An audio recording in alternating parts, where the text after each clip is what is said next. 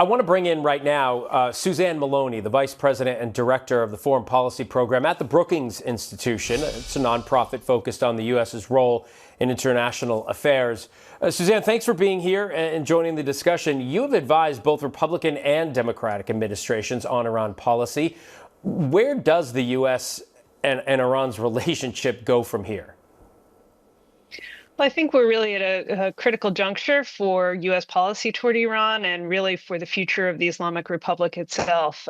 This has been an incredible series of setbacks for Iran, not just the Israeli strikes and then the American strikes that have crippled some key facilities of the nuclear program, but also the year that preceded it, in which Iran's proxy network around the region was largely rolled back by Israeli actions in Lebanon and in Gaza. And so Iran today has very few good options for retaliation that won't bring an even more dangerous attack on the Iranian homeland to them.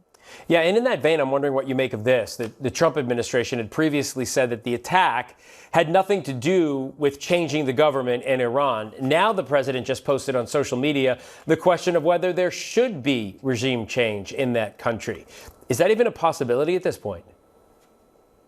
I think, unfortunately, it's highly unlikely. The regime has spent 46 years cementing its control over society. And at a time of crisis and chaos and disruption to the kind of way of life within Iran, their control will be even greater. They've been cracking down on dissidents and critics and trying to force these staged examples of patriotism in the street with the rallies that they've convened. I think it's going to be very difficult to see any alternative power center emerge, especially because the current regime has kept such a tight grip on any type of competitors from within the system or even outside the system.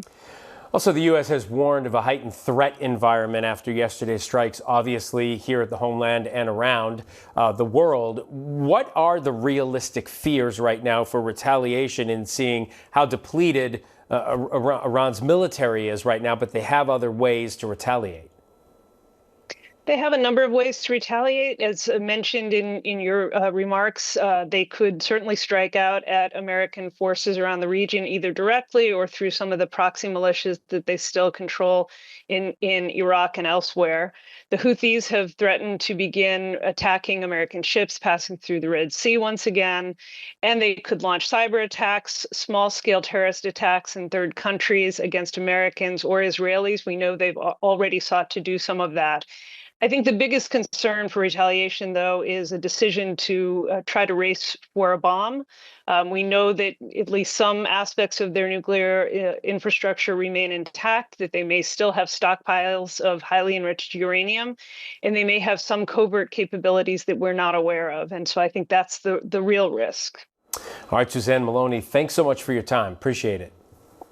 Thank you.